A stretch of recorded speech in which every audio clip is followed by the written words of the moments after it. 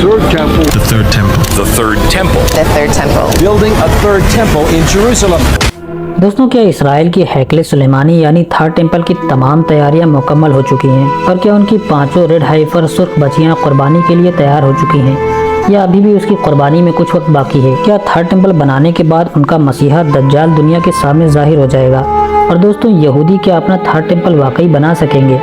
इस वीडियो में हम इन तमाम तर सवालों के जवाब जानने की कोशिश करेंगे, इसलिए इस वीडियो को मुकम्मल देखिएगा। दोस्तों, द टेम्पल इंस्टीट्यूट ने दुनिया को ये पैगाम दिया है कि हम बहुत जल्द अपना थर्ड टेम्पल बनाने वाले हैं, और ये बात उन्होंने अपने एक वेबसाइट और यूट्यूब चैनल के माध्यम से दी है। और उन्होंने अपने इस वीडियो में बड़ी ही चालाकी से, बड़े ही पीसफुल अंदाज में दुनिया को इनवाइट किया है कि उनका ये थर्ड टेम्पल सिर्फ यहूदियों के लिए ही नहीं, बल्कि इस रोए ज़मीन के तमाम इंसानों के लिए बनाया जा रहा है, ताकि यहूदी अपने थर्ड टेम्पल के ज़रिए पूरी दुनिया को यूनाइट कर सकें और इसके ज़रिए वो पूरी दुनिया में अमन कायम कर सके। जबकि वो शायद ये भूल गए हैं कि जहाँ वो अपना थर्ड टेम्पल बनाने की बात कर रहे हैं, वहाँ मुसलमानों की तीसरी सबसे मुक़द्दस मस्जिद मौजूद है। और मैं आपको बता दूं कि मुसलमानों का ईमान का लेवल कुछ अलग ही अंदाज में रिएक्ट करता है। चाहे आप हज़ारों लाखों मुसलमानों को फ़लस्तीन में शहीद कर दो, यकीन करिए मुसलमान उस तरह से रिएक्ट नहीं करेंगे जिस तरह का जज्बा उन्हें दिखाना चाहिए।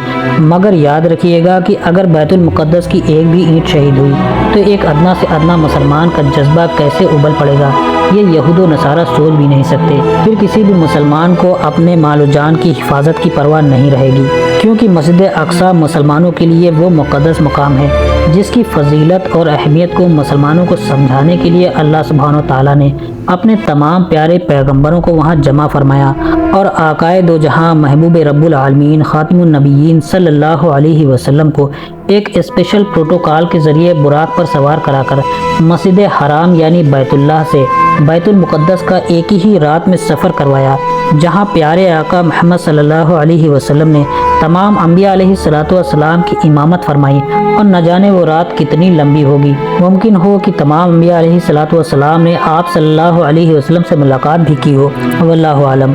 मगर दोस्तों, एक मोमिन मुसलमान मस्जिद अक्सा की फजीलत और अहमियत खूब अच्छी तरह जानता है, इसलिए यहूद और नसारा मुसलमानों के जज्बात जानते हैं। और आप देखिए कि उन्होंने बड़ी ही चालाकी से अमन का राग अलापना शुरू कर दिया है कि ये थर्ड टेम्पल पूरी दुनिया के अमन और पूरी दुनिया को यूनाइट करने के लिए बना रहे हैं। और उन्होंने थर्ड टेम्पल में होने वाली रस्मात पर एक बुक इंग्लिश में रिलीज़ की है। थर्ड टेम्पल के मुकम्मल हो जाने के बाद इस हैकल का विजिट करें और उनके मजहब को अपनाएं और वहाँ आकर इबादत करें। दोस्तों, आप देखिए कि आज ऐसा क्या हो गया है कि यहूदी पूरी दुनिया को ही अपने थर्ड टेम्पल की दावत दे रहे हैं, जबकि हज़रत ईसा अलैहिस्सलाम के दौर में हैकल सुलेमानी के अंदर यहूदियों के अलावा यानी जो गैर मजहब के लोग होते थे उनको तो ये अपने टेम्पल के अंदर जाने भी नहीं देते थे।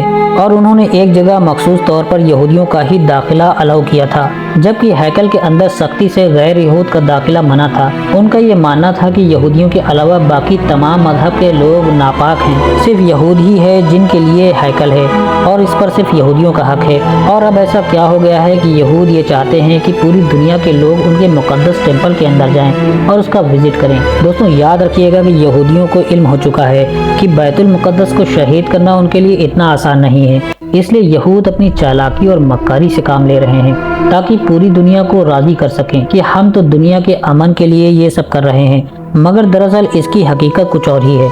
यहूदियों का थर्ड टेम्पल बनाने का मकसद सिर्फ और सिर्फ अपने मसीहा की आमद के लिए है, और वहाँ दज्जाल के लिए वो तख्त दाऊद को भी नस्ब करेंगे ताकि उनका मसीहा आकर उस पर बैठे और पूरी दुनिया की बादशाहत और हुकूमत यहूदियों को एक बार फिर से अता करे।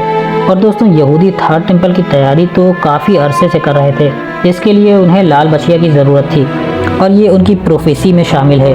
और लाल बछिया उन्होंने 2023 में अमेरिका से इसराइल इंपोर्ट की थी, और उन पांचों बछियों में से किसी का एक भी बाल किसी दूसरे रंग का नहीं हुआ है, यानी न काला, न भूरा और ना ही वो सफ़ेद हुआ है। और वो पांचों की पांचों बछियाँ कुर्बानी के लिए बिल्कुल तैयार हैं। और द टेम्पल इंस्टीट्यूट का कहना है कि लाल बछिया तो बिल्कुल तैयार हो चुकी है, मगर उसकी कुर्बानी के लिए अभी उन्हें कुछ परेशानियां दरपेश आ रही हैं जिनकी वो तैयारी कर रहे हैं, क्योंकि अभी भी उनको उसकी कुर्बानी के लिए एक मखसूस मकाम मुंतखब करना है कि किस जगह पर उनको अपनी लाल बछियों को ज़िबा करना है। اور اس لال بچیوں کو ذبح کرنے کے لیے ایک کاہن بھی انہیں چاہیے جو اس کو ذبح کرے گا۔ اور دوستوں آپ کو بتا دوں کہ یہودیوں نے بالکل بیت المقدس کے عین نیچے اپنا ایک ٹیمپل آلریڈی بنایا ہوا ہے جہاں وہ اپنی تمام رسمات ادا کرتے ہیں اور قربانی کے بعد کی تمام ریہرسل اس کے نیچے کرتے ہیں۔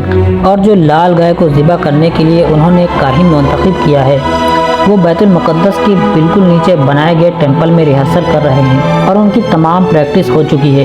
بس اب انہیں اصل میں ایک حقیقی ٹیمپل کی ضرورت ہے جہاں فائنلی انہیں یہ تمام رسمات حقیقی طور پر ادا کرنی ہیں۔ اور یہودی اپنے تھرڈ ٹیمپل کی تمام تیاریاں مکمل کر چکے ہیں، بس اب یہ کسی بڑے حادثے کا انتظار کر رہے ہیں۔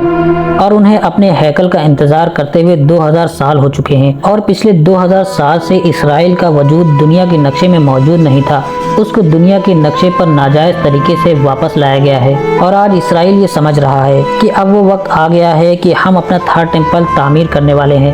اور دوستو 7 اکتوبر 2023 کی اسرائیل فلسطین کی جنگ سے آپ کو کیا محسوس ہوتا ہے کہ یہ جنگ کیوں شروع ہوئی؟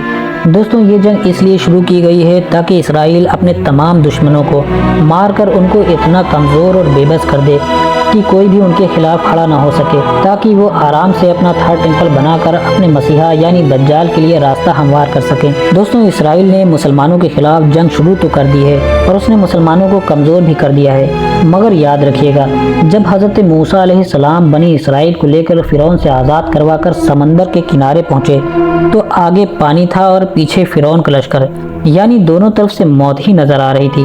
فرعون اپنی طاقت کے نشے میں اس نہتی قوم پر ہزاروں کا لشکر لے حملہ ور ہونے والا تھا، مگر اللہ سبحانہ تعالیٰ کو کچھ اور ہی منظور تھا، کیونکہ آج وہ دن تھا کہ جب فرعون کی فرعونیت غرق ہونے والی تھی اور وہ نشان عبرت بننے والا تھا۔ اور موسیٰ علیہ السلام کو اللہ سبحانہ تعالیٰ کی طرف سے یہ حکم ہوا کہ اے موسیٰ پانی پر اپنا عصا مارو۔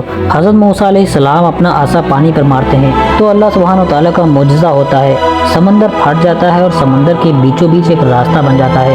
حضرت موسیٰ علیہ السلام اور پوری بنی اسرائیل کی قوم سمندر پار کر جاتی ہے، اور جیسے ہی فرعون ان کا پیچھا کرتے ہوئے سمندر کے اسی راستے پر اپنے لشکر کے ساتھ بیچ سمندر میں پہنچتا ہے تو اللہ سبحانہ تعالیٰ کے حکم سے سمندر کا پانی دوبارہ مل جاتا ہے اور فرعون اپنے تمام لشکر کے ساتھ غرق کر دیا جاتا ہے اور قیامت تک نشان عبرت بنا دیا جاتا ہے۔ اور آج یہود و نصارہ بھی مسلمانوں پر فرعون کی طرح ہی بلکہ اس سے بھی بڑھ کر ظلم و ستم کر رہے ہیں، اور اسرائیل 7 اکتوبر کے بعد سے آج ہزاروں لاکھوں معصوم فلسطینیوں کو مار چکا ہے، مگر اس مظلوم امت کو اب صرف اللہ سبحانہ تعالیٰ کے خلیفہ کا ہی انتظار ہے جو آ کر امت کو اس ظلم اور ستم سے نجات دلوائے۔ اور دوستوں اب وہ وقت دور نہیں ہے جب فلسطین کو ان کے صبر کا بدلہ انہیں ملنے والا ہے، اور ان قریب حضرت امام مہدی کا ظہور ہونے والا ہے۔ اللہ سبحانہ تعالیٰ سے دعا ہے کہ فلسطین کے مسلمانوں کو ہمت اور صبر عطا فرمائے اور وہاں کے مسلمانوں کی غیب سے مدد فرمائے۔